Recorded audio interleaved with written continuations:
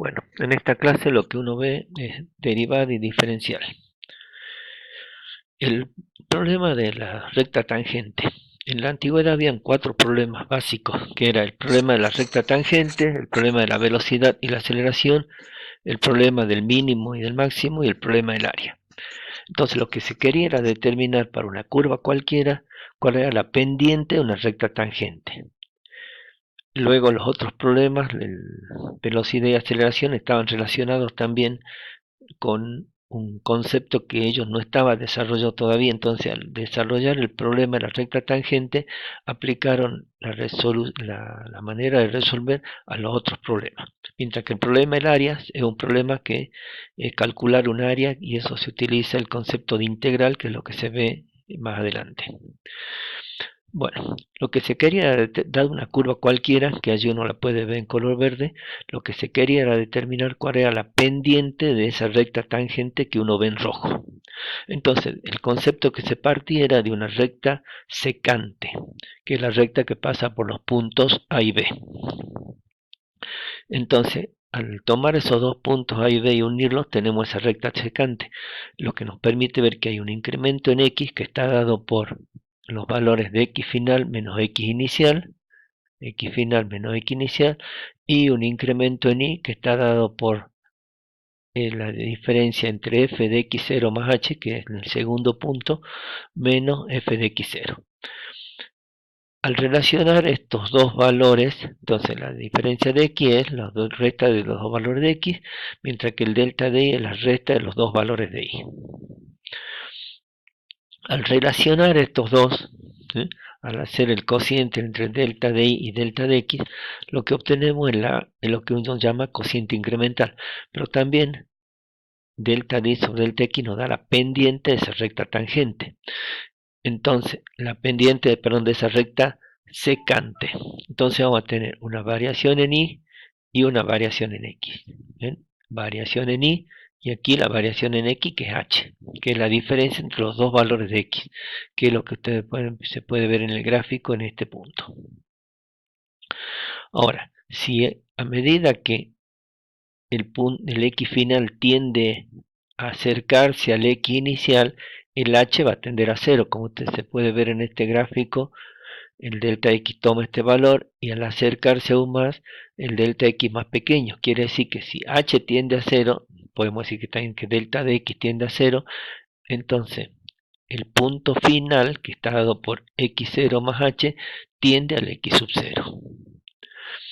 Entonces, al tender el x final al x inicial, este segmento también se va a hacer cada vez más pequeño. Entonces, el f de x sub 0 más h va a tender a fx sub 0. O sea, este valor que estoy marcando aquí, al desplazarse por la curva, va a tender a acercarse cada vez más a este valor que está aquí, en este punto. En consecuencia, f' de x0, que sea la derivada en ese punto, va a representar la variación puntual de y con respecto a x. Puntual porque en un punto, ¿sí? Y ese punto es x sub 0. Bueno, entonces teníamos que la pendiente nos está dado por el límite cuando h tiende a 0 del cociente incremental. Y estará dado por esta fórmula. Límite cuando h tiende a 0 de f de x sub 0 más h menos f de x sub 0 sobre h. Esta es la definición de derivada en un punto dado, que es la que se puede ver en esta diapositiva. La derivada de la función f en el punto x sub 0 que pertenece al dominio se la define como f' de x sub 0, que es el límite cuando h tiende a 0 de f de x sub 0 más h menos f de x sub 0 sobre h. Aquí lo que tienen que notar es que el límite siempre es una indeterminación.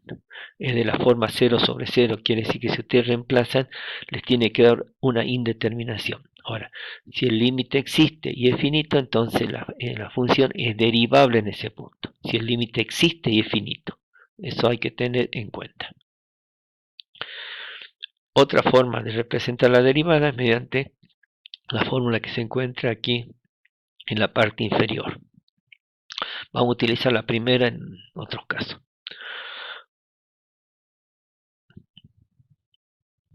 En este caso lo que queremos es calcular la derivada en x igual a 1 en la función x cuadrado. Entonces, derivada en 1 sería el límite de f de x sub 0 más h. X sub 0 es 1, entonces por eso es 1 más h menos f de x sub 0. Entonces, f de 1 sobre h. Entonces, ¿qué es lo que hacemos? En la función dada, reemplazamos en x por 1 más h, porque 1 es el punto en cuestión, más h que es el incremento, menos f de 1, y f de 1, al reemplazar el 1 en la función original, nos daría 1 al cuadrado, que es 1, y eso sobre h.